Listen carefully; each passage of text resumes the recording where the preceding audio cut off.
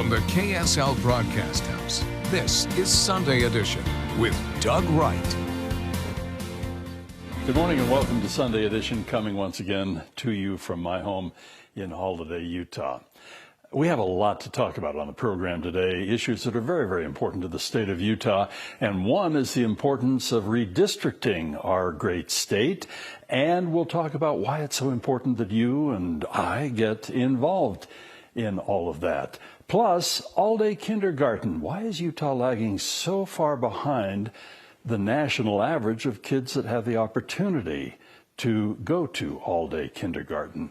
That's all on the docket. But first, we wanted to share an interview that we actually conducted a little earlier in the week with Evan McMullin. Yes, he is back running as an independent, this time for the Senate seat that is now occupied by Mike Lee. I want to share the conversation we had with Evan McMullin right now. Evan, it's a real pleasure to chat with you on Sunday Edition today. And I'm always interested what motivates somebody to run at a particular time, at a particular place, for a particular office, and for a particular reason. When we chatted last spring and we were talking about the call for American renewal, some people have called it a manifesto that you and others put together, I could sense that something was in the wind. What happened? When was this decision made and why was it made to run for the U.S. Senate? Well, Doug, thanks so much for having me on again. Look, I would say that especially over this summer, we in Utah felt that things were not right. I mean, we're facing multiple compounding crises, whether it's this historic drought or the wildfires out west. We have some of our own in Utah, but then we received the smoke coming from other states. Obviously, the pandemic was raging and limiting our mobility and putting, I think, downward pressure on even our economy. And then the typical issues of an exploding national debt. And now, by the way, we've got inflation to contend with as well. And just our quality of life here in Utah, which is world renowned, is suffering because of these compounding crises that we're facing in the country, many of them coming from out of state.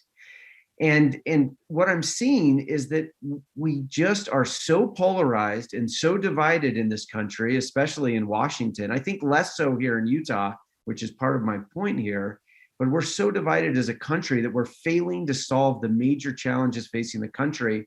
And that's number one, putting our standard of living at risk. It's decreasing our standard of living.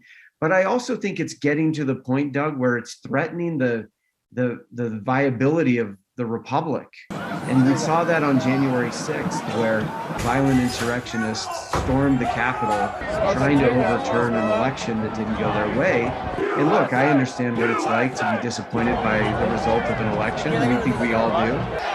But that's not how to respond. And I've seen that overseas, and it's truly alarming when you try to use violence to overturn an election. That's a dangerous place to be. So all of those things combined, Doug, are what have motivated me to step into this race as a candidate for U.S. Senate, because I believe that we have a better way in Utah. We affectionately call it the Utah way. We're more compassionate, I think, here. We find a way, even while holding to principle, we find common ground to solve problems. And I think Washington needs that kind of leadership. Doug, more than ever, I believe that the country needs Utah's leadership. And I'm not saying that to sort of pat ourselves on the back unduly or anything. I truly believe that the country needs Utah's leadership. And by the way, I think there are many people in the country, they may not like to admit it, but I think they sense that too, because they know we have a different style of leadership here. They see it in some of our Democratic leaders and some of our Republican leaders. But then they look at Mike Lee, and I have to say, I think he's someone who went to Washington with the best of intentions. But I think Washington has turned Mike Lee's head. The right of individual Mike Americans Lee is to keep and bear lost in arms. Washington. I think he's part of a system now that he doesn't quite know how to get out of. It's a system that in which the extremes in our politics have far too much influence. And what it means one of is the that we're national not solving problems, and Mike Lee spends more time cornerstones being a partisan of obstructionist our than he does distinct, just serving the a interests of big Utah and bucket getting this and a country on bunch of track. dry ice. So for Evan, all, was there a particular thing? Often there's a straw that breaks a camel's back. Was there a particular action taken by Senator Lee that really finally tilted the scale toward you running for office? look, I think the biggest motivator is just that I see that our quality of life and I believe the republic itself is put at risk by political dysfunction and chaos in the country, and he's become a part of that. And so there needs to be a change. That doesn't reflect Utah, our values or our interests. But I will say, if there's one particular incident that really shook me and surprised me and caused me to focus even more, it was Senator Lee's comparison of Donald Trump to Captain Moroni. And my candidacy is we are welcoming everyone to this campaign. I don't care who you voted for in recent cycles. In fact, I think over the last two cycles, many of us had to make very tough decisions. Some of us came out on one side and others on another side, but I don't think many of us were really that happy with the choices we had. We made tough decisions. So I don't judge anybody for that. But I think we all know that that Donald Trump and Captain Moroni are not a fair comparison. And the bigger issue, the deeper issue there, Doug, in my view, is that we need our leaders to treat things that are precious accordingly. And that means our system of self-government. It means the accountability of our leaders to the people. It means our faith. And we don't all share the same faith in Utah. I want to recognize that. But we all know that our leaders should protect the things that are precious to us, not use them for political gain. And so that was a particularly jarring and motivating moment, candidly. Nobody wades into the political arena with real intent unless they've really looked over the lay of the land. And as you have done that, I understand you have some internal polling and different things that you have been looking at that have shown some real promise for somebody who has the ambition that you do to become a U.S. Senator independent out of the state of Utah. Can you share some of the information that you have? Yeah, look, the data that we've seen show the following. Number one, that Mike Lee is underwater in Utah, that most Utahns don't approve of his performance as a U.S. Senator, and those who do approve only softly approve. And so I think the reason is that Mike Lee is out of step with the Utah way. We find common ground in this state between Republicans and Democrats and independents. We find a way to meet on common ground and to solve problems. And Doug, I'd love to come back to that because I think it's so important about the character of Utah and the nature of our leadership here. But back to the data for now. The other thing we're seeing is that there is a cross-partisan majority of Utahns who would like to see new leadership in this Senate seat, and that they are capable of being united by our candidacy. And that's why we're very encouraged by what we're seeing. We believe we can win. Mike is vulnerable because of the way he's conducted himself in Washington, and there is a majority of Utahns who want to see an alternative. Now, of course, we're going to have to work very hard to build that coalition. I think it's already there, but it requires organizing and connecting, and that will be the job of our campaign. And Doug, I've started off by building a campaign that has Republicans, Democrats, and independents on it. We're going to do things differently. We're going to do it the Utah way. And so building this campaign, by the way, that also isn't easy. Building the team, we brought together people who are committed to service first, to serving the state and the country before any party. And by the way, I talked to people who I thought would be good on the campaign, and they didn't want to join because they were more committed to partisan interests. And that happened on both sides. But we found Republicans, Democrats, and independents who are focused on serving the state and the country first. And that's how we're going to be able to build this coalition that we see ready in the data. Evan, we're going to look for many opportunities to chat with you and others, of course, that are running for the U.S. Senate out of Utah. But I do have one question. Being an independent and serving in the United States Senate as an independent, right now we only have two. We have Bernie Sanders, whom everybody knows, and Angus King out of Maine. Do you envision a day when perhaps there would be, such as yourself and others, enough independents where they could really make a difference, not quite turning us into the parliamentary system that other countries have and more, big three powerful, and you have to put together coalitions, but enough independents to actually swing some things perhaps more to center. Although with Bernie Sanders, I'm not sure if he's going to help you with that. But will there be an opportunity? Do you see a growing independent movement within the Congress of the United States? Oh, Doug, it's such an important question. Look, I'll tell you that I've had conversations with sitting senators on both sides of the aisle who have said to me, look, we need to fix our politics, essentially. Things are way off track. I think we all recognize that. But there's a growing desire among unifying senators on both sides of the aisle. Now, they're Republicans and Democrats, they're not independents, but they want to act more independently. And there's even some discussion of senators working together in a more independent faction, if you will. Still being a part of one party or the other, or in my case, being an independent, but working together to advance unifying solutions to our challenges, right? And this is a very exciting thing. And this is the opportunity that I want for Utah. If we have an independent senator standing between the two parties, representing Utah's values, representing the interests of Utahns, then we will have more influence than almost any state or any state in the union.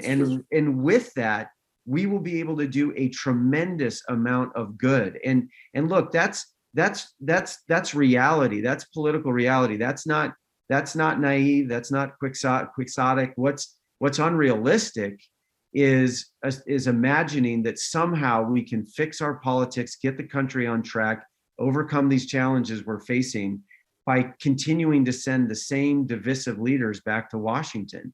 So there's appetite for what you're talking about, Doug, maybe more than most people imagine or know. But the worse things get, the bigger our challenges, I think the appetite for the kind of leadership you're describing grows, even among sitting senators now, but also among the people. And I think Utah's the right state to offer that kind of leadership. And we've got to do it. The opportunity is big for us and for the country. Evan, we're going to look for other opportunities, obviously. This is such an important race for the country, for the state of Utah, and we'll be chatting with you and the other candidates. Thank you for your time this morning here on Sunday Edition. Thank you. Coming up next on Sunday Edition, the importance of redistricting the state of Utah and how important it is for you and for me to actually participate. That's next.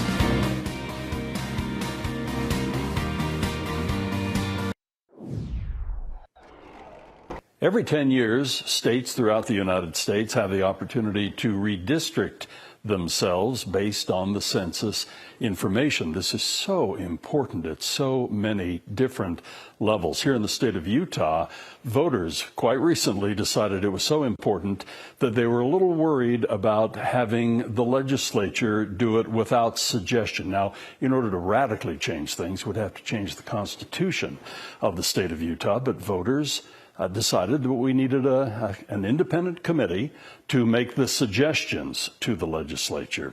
Here to talk about our ability to participate and how important this process is, we have Katie Matheson from Alliance for a Better Utah. And Katie, I can't thank you enough for joining us because this is so important. We've talked about this a lot on Sunday Edition and pointing out the opportunity for just rank and file Utah citizens like you and me to participate. How is the participating unfolding? Are we being involved? That's a hard question. I would say on the whole, yes, Utahns are involved in the process. Some of it is very public. There are people going to these meetings. And there's also a lot of people submitting different types of maps. Now, there is a 2-track system to redistricting this year, which is the first time, as you said, that this has happened. And at some meetings for the legislature, I've noticed slightly less participation than with the Independent Redistricting Commission, which I like to call the People's Commission because we voted to create it in 2018. So, for example, the legislature has received probably under 40, maybe around 40 maps from the public. And that's congressional maps, House district maps, state Senate, and then school board maps. Whereas the Independent Commission has received, last I heard, around 1,000. Now, those are community of interest maps, which take less time to create, which is understandable why there would be more of them. The thing that many of us are wondering is how seriously is the legislature going to take all of this? Quite a few initiatives and propositions were on the ballot very recently. Some of them were somewhat radically watered down by the legislature in the next legislative session. In your opinion, based on the gut feel you have observing from the rather significant point that you have where you see a lot of this unfolding, do you anticipate the legislature going, we need to take this very seriously, what the people have recommended? Well, of course, lawmakers, just like the rest of us, vary in the ways that they approach things, in the way that they're approaching this process. I imagine some of them probably have in their minds things that they want to see in these maps, and I imagine some of them are really interested in feedback. I think it varies. Now, I don't think that the answer to your question is set in stone, that there is no thing that will just come to be regardless of what we do. If we want the committee, the legislature, to implement the people's maps, the maps that are created by the People's Commission, which we voted for in 2018, we need to tell them that we want them to implement those maps. And so there is a wide array of things that could possibly happen in the future, and it all depends on the public's engagement now through the mid-November, which is when the legislature will decide on our final maps. Katie, just as a final quick question on this, it is so important. How can we all get involved? Can you remind us? Yeah, so people can go to the legislative committee meetings and the Independent Redistricting Commission meetings. You can also go on either one of their websites and comment on maps that have been created or create your own maps. My suggestion is to go to the UIRC, Utah Independent Redistricting Commission's website. They have maps that they have already created there, a number of options for the different types of maps that they have to create. Give comment on those maps. I have heard these commissioners say the feedback is so important and it is so helpful to them. So if you only have a few minutes, go look at a few of the maps and give your opinion on what those maps look like.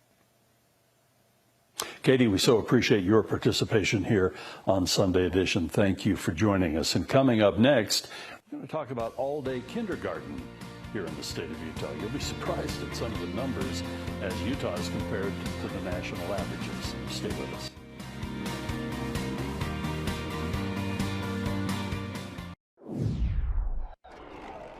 There is a study out right now from the advocacy group Voices for Utah Children that shows that 68% of us here in the state of Utah would like to see all-day kindergarten and have that opportunity for our kids. But here's the number that is rather alarming. 70% nationally do have the opportunity and are attending full-day kindergarten. But here in the state of Utah, only 30%. We're very pleased that Anna Thomas could join us from Voices for Utah Children. And what's the deal with this kind of discrepancy? This isn't just like 5, 10, 15, 20 points difference. This is huge. It is a really big difference. And I think, for many years, we had different reasons for explaining why the participation rate in Utah was so low with regards to full-day kindergarten. But our exploration of this issue over the past couple of years, talking to districts, talking to families, talking to teachers, tells us that it's really just about access. where full day kindergarten is offered to families, between 80 and 90% of people who are offered the opportunity will take it, but it's just not offered many places. And the biggest barrier to that is funding. Districts don't have a stable funding source to be able to offer it. I was going to ask about that. Often things sadly boil down to dollars and cents. Are the districts just saying we can't afford it? And what would it take to be able to afford it and fund it and have more of our kids at least have the opportunity?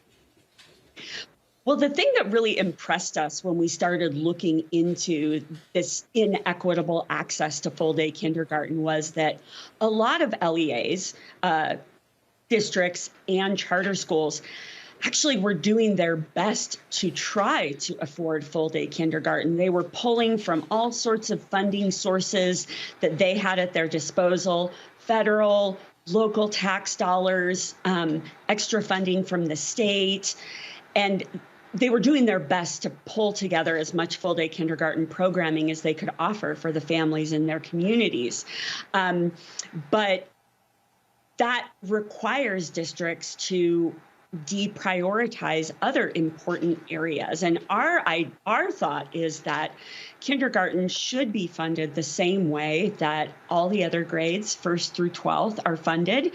That is, if a school district offers full day kindergarten and they have a child enrolled in full day kindergarten, that they get the full cost of educating a student, just like they do from all the other grades from the state legislature. Anna, sadly, we're really short on time here, but two really quick questions. One, are we seeing the 30% that do have access spread evenly out, or is it pretty much designated to certain populations, socioeconomic, whatever it might be? And then just really quickly, for people who are concerned about this, how do they get involved? So primarily districts and charters try to prioritize full day kindergarten for their children who are farthest behind when they come to school. So kids who are a little far behind, or even who would just benefit but are doing okay, they don't have the same access. And depending on whether your school or your district can put together the funding, where you are in the state will decide if you have it. So I would say contact how can we your get involved? legislators and let them know it's important to you that this be funded. Anna, thank you so much for joining us from Voices for Utah Children. Sadly, we're out of time, but music and the spoken word, that's coming up next here on